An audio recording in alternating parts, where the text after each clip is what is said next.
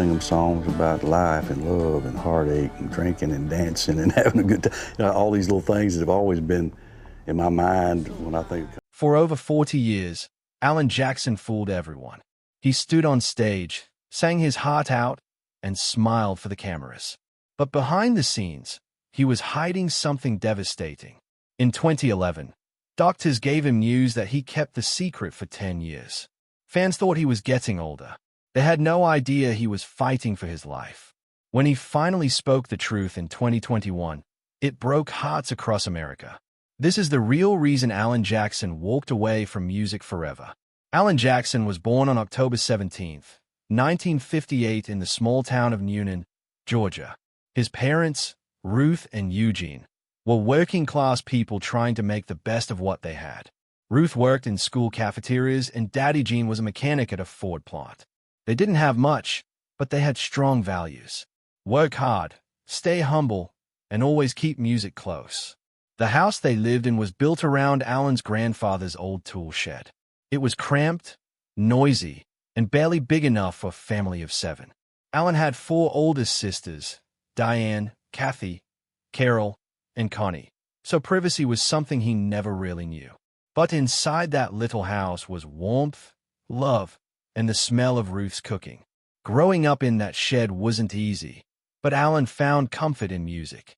When he was 16, he got his first guitar for $50. It was a cheap guitar, but it meant the world to him. He practiced every day learning chords and singing along with records by Hank Williams and Gene Watson. The next year at 17, he stepped on stage for the first time in a high school production of Oklahoma. That moment under the spotlight lit a fire in him. Alan had been working since he was 12. His first job was at a shoe repair shop. After that, he took whatever work he could find. Selling cars, building furniture, working as a carpenter. He even helped build houses. He dropped out of school not because he wanted to, but because the family needed money, and every job taught him something. Selling cars taught him how to talk to people. Carpentry taught him how to stay focused. Every hour of labor, every dollar earned brought him a little closer to his dream. Eventually, Alan formed his first band. They called themselves Dixie Steel. They weren't famous. They didn't play stadiums. They played bars, VFW halls, and community events across Georgia. Some nights they made enough to pay for gas. Other nights they barely broke even. But Alan kept going. His voice stood out, deep, honest, and strong. Slowly, people started to notice. Dixie Steel became a regular name in the local scene. It wasn't fame, but it was something. Alan also had something else that helped him through the hard times. Denise. They'd met in high school and fallen in love.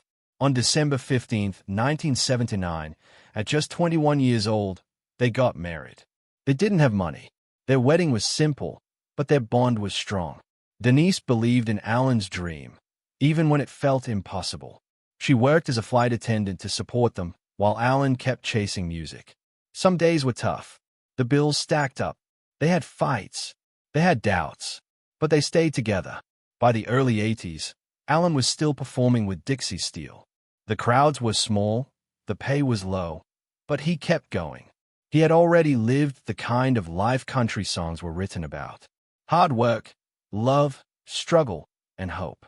In 1985, Alan Jackson and his wife Denise did something bold.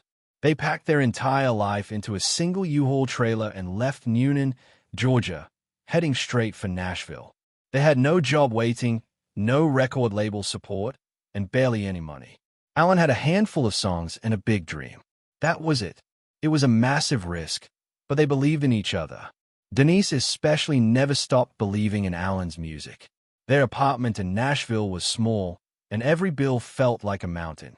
Denise took extra flights as a stewardess just to keep them afloat. Alan picked up whatever jobs he could, but their big break didn't come from auditions or cold calls. It came from chance. One day, during a routine flight, Denise spotted Glenn Campbell on board. Most people would have been too shy to say anything, but Denise walked right up to him and told him about Alan. She didn't ask for a record deal, just a chance. Glenn didn't brush her off. Instead, he handed her his manager's business card. That moment changed everything. They used that single card as their reason to take the plunge and move to Nashville. No guarantees, just hope. Once they arrived, Alan found his first job working in the mailroom at the Nashville network. He sorted mail, delivered packages, and stayed out of the way, but he was always listening, always learning. That mailroom became his window into the country music industry. During his off time, Alan sat in on tapings of You Can Be a Star. It was a singing competition, and he studied every performer. He knew he belonged on that stage. In 1986, his chance came. He was just sitting in the audience like usual when someone asked if he wanted to perform. He stepped up and sang He Stopped Loving Her Today by George Jones. The crowd rose to their feet. Alan wasn't a nobody anymore. One of the producers there that night, Keith Stegall, was so impressed he started working with Alan. And that would become one of the most important partnerships of Alan's career. Before long, Alan signed his first songwriting deal with none other than Glenn Campbell's music publishing company. It wasn't flashy. He was writing songs for other singers and getting a small paycheck. But he was in. He spent hours every day writing, learning what worked and what didn't. Still, the road was rough. For years, Alan and Denise lived paycheck to paycheck. Every record label turned him down. Some said he didn't have the look. Others said he sounded too traditional. Denise held it together, working long hours while Alan poured everything into his songs. He watched his friends get signed, heard their music on the radio, and wondered if his time would ever come. In 1989, Alan Jackson made a move that changed everything. On June 26th, he became the very first artist signed to Arista Nashville, a new branch of the legendary Arista Records. At a time when country music was shifting with new stars like Garth Brooks and Clint Black entering the scene, Jackson's name stood out. Arista Nashville's president Tim DuBois saw something special in him. Jackson had a raw traditional sound that felt fresh but familiar. That signature, the first on the label's books, marked the beginning of something big. The photos from that moment still sit in Jackson's private collection today. But just months later, doubts began to rise. In September 1989, Jackson released his first single, Blue-Blooded Woman. It didn't go as planned. The song only reached number 45 on the Billboard Country chart. It failed to break the top 40. That kind of start raised questions. People wondered if Jackson's old-school style was already out of date. Even some at Arista were unsure if their first signing was a mistake. Still, Jackson didn't flinch. The lukewarm reception only pushed him harder. Years later, he would admit that the song's failure lit a fire in him. Blue-Blooded Woman might not have been a hit, but it introduced a voice that wasn't going away. Then came the real breakthrough. On January 15, 1990, Jackson released his second single, Here in the Real World. Everything changed. The song struck a chord with fans. It was about real life, its heartbreak, its grit, and its beauty. It reached number 3 on the Billboard Country chart and climbed all the way to number 1 in Canada. Jackson had found his audience. Suddenly, critics stopped doubting and started listening. He in the Real World wasn't just a hit. It was a turning point. From that moment on, Jackson's career took off. It started a run that would see him land 27 straight singles in the top 10. That kind of consistency was almost unheard of. With one song, Jackson had proved that country music didn't need to chase trends. It just needed to be honest.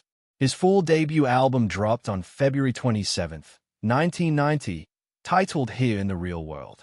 It did more than just ride on the success of the single. It stayed on the charts for over a year. 4 of its songs became top 5 hits. Here in the Real World, Wanted, Chasing That Neon Rainbow, and I'd Love You All Over Again. That last one was especially personal. Jackson wrote it for his wife Denise to celebrate their 10th wedding anniversary.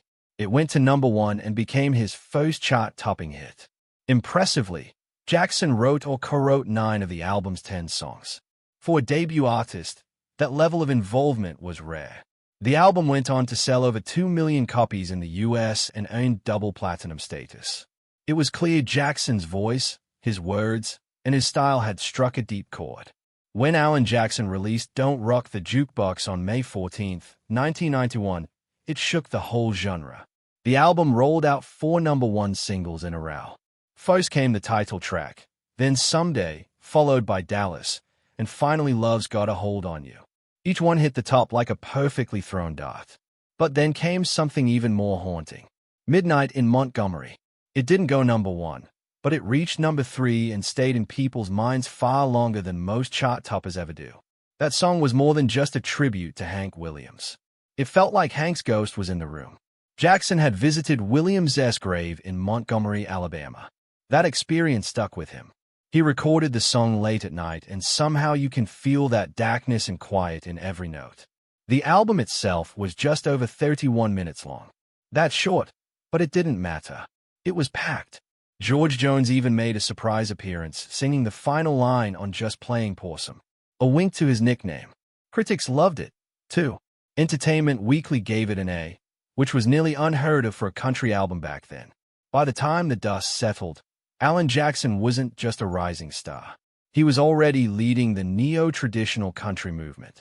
1 year later, on October 6, 1992, Jackson released A Lot About Living and Little About Love. If the last album had rocked the jukebox, this one smashed it wide open. The song Chattahoochee became more than a hit. It became a full-blown American anthem. People didn't just like it, they lived it. The music video Jackson water skiing in jeans burned itself into the culture. It won the CMA Song and Single of the Year in 1994. The whole album was a beast. It sold over 6 million copies and became Jackson's biggest success ever. 5 singles went top 5. 2 went straight to number 1. She's Got the Rhythm and I Got the Blues and Chattahoochee. Jackson co-wrote 7 of the 10 tracks, even working with Randy Travis. And even the album title came from a lyric in Chattahoochee. That's how big the song was. Then came a moment that could have changed everything. In 1994, Alan Jackson walked away from 1010 Management, the very team that had helped him rise from nothing to superstardom. He didn't do it out of anger. He did it out of conviction. He wanted to keep control of his music, his message, and his image. He signed with Gary Overton instead. That one move shook Nashville. Most artists wouldn't dare change teams at the peak of their fame. But Jackson wasn't most artists. He didn't want to be molded by the machine. He wanted to keep things honest. The industry called it risky. Jackson called it necessary. That same year, on June 28th, he released Who I Am. And just like that, the gamble paid off. The album went number 1 on the country charts and number 5 on the Billboard 200. In its first week alone, it sold over 100,000 copies. It had 4 number 1 singles: Summertime Blues, Gone Country, Living on Love, and I Don't Even Know Your Name. By January 1999, it had already gone 400x platinum. One version of the album even included a bonus remix of Chattahoochee for international fans. Jackson wasn't just a US star anymore. He was going global. The critics gave it a B in Entertainment Weekly, praising the down-to-earth production and Jackson's calm, sure voice. The musicians listed in the album's liner notes read like a who's who of Nashville. But Jackson wasn't done proving himself. Later in 1994, he showed just how much range he had. He co-wrote Clay Walker's hit, If I Could Make a Living with Keith Stegall and Roger Mura. The song was catchy, short, and smart, just 2 minutes and 14 seconds long. But it went straight to number 1. Jackson didn't even sing on it, but you could feel his hand in the lyrics. His writing was that sharp. In 1995, Alan Jackson hit a high point in his career. He released the Greatest Hits collection on October 24th. And it wasn't just a regular album. It was a big moment in country music. The album had all his biggest songs from his first 4 albums and also included 2 new tracks, Tall, Tall Trees and I'll Try. Both of them went straight to number 1 on the Billboard Hot Country Songs chart. The album itself reached number 5 on the Billboard 200 number 1 on the country chart. It went on to sell over 6 million copies in the US alone and earned a 6AX Platinum certification. That same year, Alan Jackson took home 8 major awards. He even won the CMA Entertainer of the Year. It was a big deal because country music was going through changes. New sounds were coming in, but Jackson stuck to the old style and fans loved him for it. Then in 1999, he made a bold move. He teamed up with George Strait to release a song called Murder on Music Row. This wasn't just any song. It was a full-blown attack on how country music was changing. The lyrics said that someone had killed real country music. The steel guitar no longer cries. they sang. It was clear they were angry about pop influences taking over. And the title, it was inspired by a real murder back in 1989 when a man who worked for Cashbox magazine was killed on Music Row in Nashville. That crime was tied to a Poliola scandal. The song hit a nerve. Fans argued, critics argued, artists argued. Everyone was talking about it. And here's the wild part. It wasn't even an official single, but radio stations played it anyway. So many of them did that it reached number 38 on the Billboard Hot Country chart. That made it the highest charting album cut that had never been released as a single in the broadcast data systems era. Only one other song had come close, Garth Brooks' Belleau Wood. But Jackson and Strait's message was louder. It showed just how many people miss traditional country music. In May 2000, Jackson and Strait opened the Academy of Country Music Awards with that same song. It was a gutsy move. Millions of people were watching live. They could have played it safe, but instead they lit a fire under the entire country music world. The performance got major media coverage and became one of the most talked about moments in the award show's history. It wasn't just about the music. It was about making a statement. At the same time, Jackson was still releasing albums that fans couldn't get enough of. Everything I Love came out in 1996. Then came High Mileage in 1998. That album felt darker. Jackson later said it reflected some personal struggles. Still, it had 4 big hits. One of them, Right on the Money, hit number 1. In 1999, he released Under the Influence, a tribute to the legends who shaped him. And in 2000, he released When Somebody Loves You, which brought him back to classic storytelling. Each album added something new while keeping his style alive. It was one of the strongest periods of his career. But behind all the success, things weren't perfect. In early 1998, Alan and his wife Denise separated. They had been married for 19 years. Fans thought their relationship was strong. But the truth was fame had taken a toll. Alan's schedule was packed. The distance grew. Denise later revealed that Alan had been unfaithful. That was a turning point. Alan admitted he felt lost. He said, "We were just kids when we started out. We didn't get a chance to grow up before committing." The separation lasted several months. It was a painful time for both of them. Eventually, they found their way back. It didn't happen overnight. It took counseling, faith, and effort. Denise leaned on her Christian beliefs that helped her forgive and heal. She even wrote a book about the experience. It was called It's All About Him, Finding the Love of My Life. The book became a New York Times bestseller. In it, Denise talked about the pressures of being married to a superstar, the pain of betrayal, and how she found herself again. Her honesty struck a chord with readers. Then came 9/11. The world changed and something changed inside Alan too. On October 28, 2001, just 7 weeks after the attacks, he woke up at 4 a.m. with a melody in his head.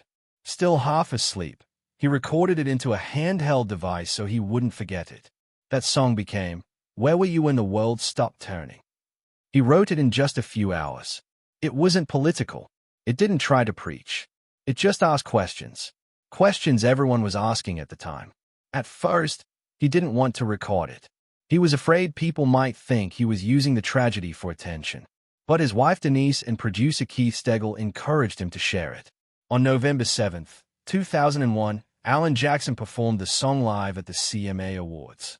He was supposed to sing Where I Come From, but changed plans at the last minute. He sat on a stool backed by a full orchestra and poured his heart out.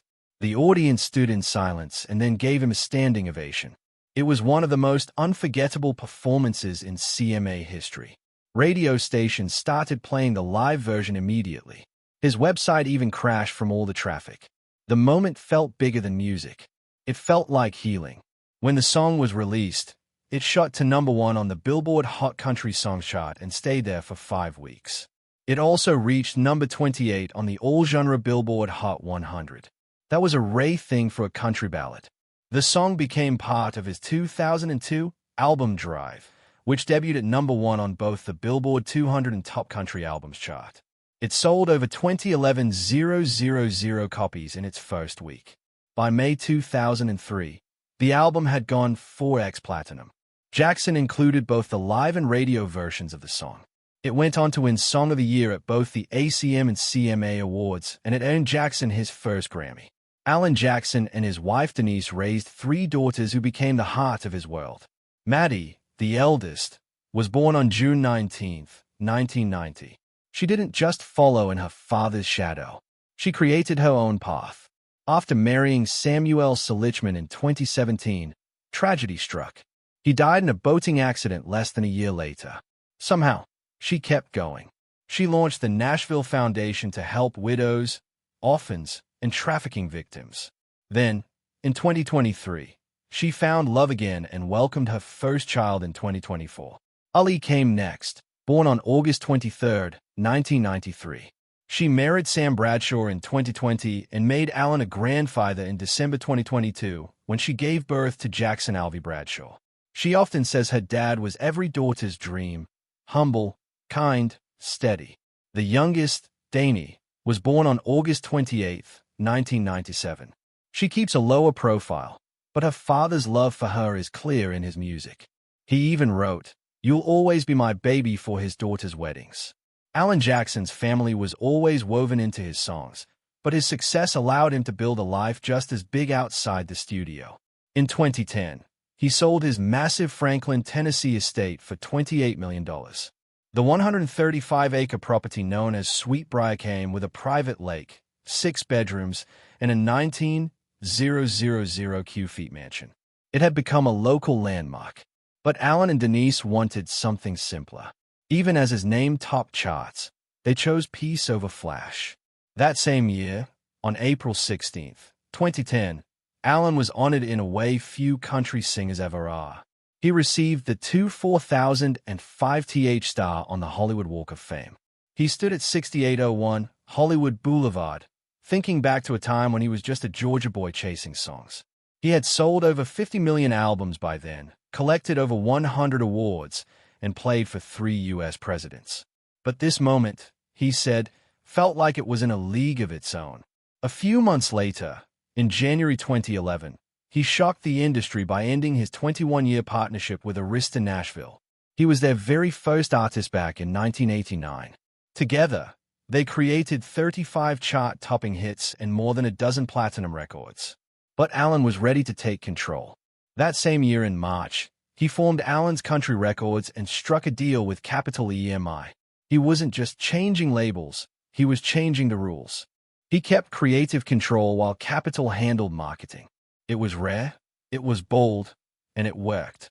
Between 2012 and 2015, Alan released 4 new albums under his new partnership. 30 Miles West came first in 2012, debuting at #1 on the Billboard Country chart. In 2013, he dropped 2 more, Precious Memories Volume 2, filled with gospel songs, and the Bluegrass album, his first dive into that genre. Then in 2015, he released Angels and Alcohol, which reminded fans he still had that old-school country soul. Each record showed a different side of him, and none of it felt forced. He was doing it all on his terms. But behind the scenes, Alan was carrying a secret. In 2011, the same year he left Arista, he was diagnosed with Charcot-Marie-Tooth disease, a genetic disorder that slowly attacks your nerves and muscles. It ran in his family. His dad had it. So did his grandmother and sister. But Alan kept it quiet. For 10 years, he kept playing shows, writing songs, and touring. Even as the disease started affecting his balance and movement, he didn't want pity. He didn't want attention. He just wanted to keep going. In October 2017, the industry honored him again, this time with a place in the Country Music Hall of Fame. Loretta Lynn, recovering from a stroke, came in person to induct him. The moment was emotional. A year later, in 2018, he was inducted into the Nashville Songwriters Hall of Fame, too. These weren't just awards. They were the final stamp of respect on a career that changed country music forever. Finally, in September 2021, he went public. On the Today Show, he told the world he had CMT. He said it wasn't life-threatening, but it was incurable and it was getting worse. He didn't want fans to think he was drunk or sick during shows. He wanted the truth out there. He said he'd keep playing as long as he could, pointing to legends like Mel Haggard and Willie Nelson, who never really retired. In 2022, Alan Jackson made a decision that broke the hearts of millions. He announced his final tour, calling it Last Call, One More for the Road. Fans knew it wasn't just another string of concerts. It was goodbye. After more than 40 years in country music, Jackson was stepping away. But what truly stunned everyone was the reason. Alan revealed he had been diagnosed with Charcot-Marie-Tooth disease, a rare nerve disorder that slowly takes away muscle control and balance. He said it was getting harder to stand, harder to play guitar, and harder to perform. But instead of disappearing quietly, he gave his fans one last chance to sing along with him. The tour kicked off in June 2022 and quickly became a sellout in over 30 cities. Tickets vanished within hours. People drove across states just to see him one last time. For many, these weren't just concerts. They were emotional goodbyes to the voice they grew up with. While Alan was saying farewell on stage, something new was beginning at home. In December 2022, he became a grandfather. His daughter Ally had a baby boy named Jackson Alvey. Photos of Alan holding his first grandchild melted hearts across social media. Then in June 2024, his daughter Maddie gave birth to another boy, Wesley Allen Smith. Alan, who had been open about his struggles with his illness, now found new joy in these little lives. He talked about how their laughter gave him strength, how telling them stories and playing music felt more important than ever. Even when his body was failing him, being a grandfather made him feel alive again. On May 17, 2025, it all came to an end. The final show of the tour happened in Milwaukee, Wisconsin, inside the packed Fiserv Forum. Over 17,000 fans were there holding signs, wiping tears, and singing every word. Country music stars appeared on screen with video tributes. Jackson's family sent messages, too. But the moment no one will forget was when he sang, "Remember When." As the last note faded, he stood alone in the spotlight and gave a farewell speech. His voice cracked as he called his journey a long, sweet ride. The crowd stood and clapped for nearly 10 minutes. The concert was streamed online and aired on national TV. Millions watched as one of country music's most beloved voices walked off the stage for the last time.